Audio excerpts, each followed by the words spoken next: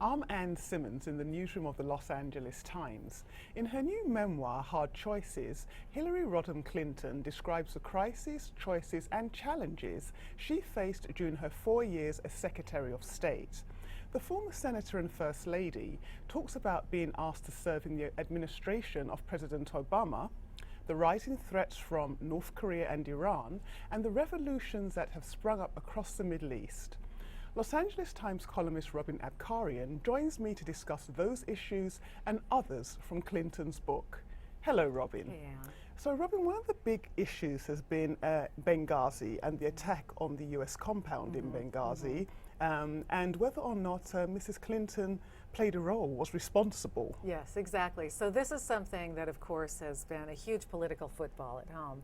And interestingly enough, she released her Benghazi chapter about 10 days before the book came out. It was a very tightly guarded rollout. And we should add that the book is 600 pages long. Yes, the book is 600 pages long. So she released the Benghazi chapter to Politico, I think to kind of diffuse the curiosity about it. And in the book, or in this chapter, she is exhaustive about what happened that night when the American compound in Benghazi was attacked, when Ambassador Chris Stevens and 3 others were killed or died. And she makes a strong point that while she, as Secretary of State, takes responsibility, she does not blame herself specifically for the deaths. And of course, this is something that her opponents have jumped on to say, well, how can you take responsibility but not shoulder blame? But, you know, depending on how you look at it, you know, she afterwards did an exhaustive review, implemented some 29 new policies about keeping embassies safer.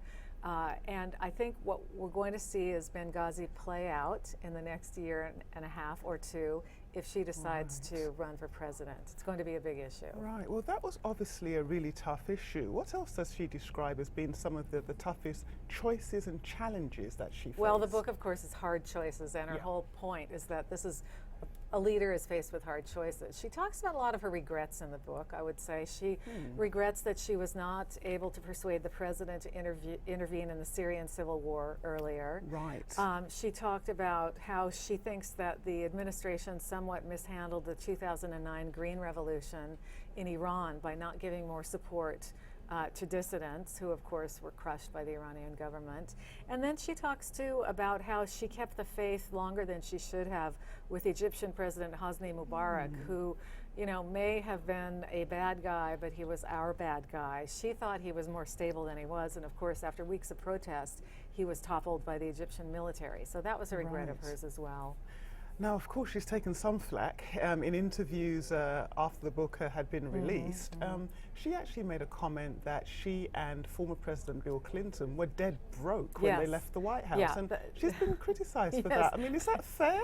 Yeah, I think it's totally fair to criticize her for something like that. Now, it's become sort of a preview of what we can expect should she become a presidential candidate. You know, the gaffe of the day, the gotcha thing. But what that also did was show that she hasn't refined her message. It is just completely tone deaf for a multimillionaire presidential candidate or former First Lady, former Secretary of State who's married to a former president to claim in any way, shape, or form that she was having trouble coming up with money for mortgages, for her child's college education. These were people who, I mean, at the moment that she left the White House, she had an $8 million contract for a memoir. Her husband was going off and making hundreds and hundreds of $1,000s per speech. I mean, you cannot complain about money if you're in that kind of situation, or you will be hammered over the head with it, as she has been joyfully by Republicans. Very interesting. Now, the timing of the book, is this because she planned to run for the presidency? Was it intentionally timed to come out now? Well, yeah, of course it was intentionally timed to come out now, while the question still hangs over everybody's head, you know, is she going to run or not? So she's at a moment of maximum interest in her future, and having a book about her time as Secretary of State both allows her to exploit the great interest and this unanswered question, and also present herself as a top-flight diplomat, America's diplomat-in-chief, with great leadership and skills, and show how she would deal with foreign policy if she were elected president. You cannot read this book and argue that she is not prepared for the job of president, whatever else you think of her. Oh, very interesting. We will, of course, be following very closely. Oh, yes, we all will. So thank you so much for your insight, Robin. For more on this story and others, please visit latimes.com and follow us on Twitter @LATimes.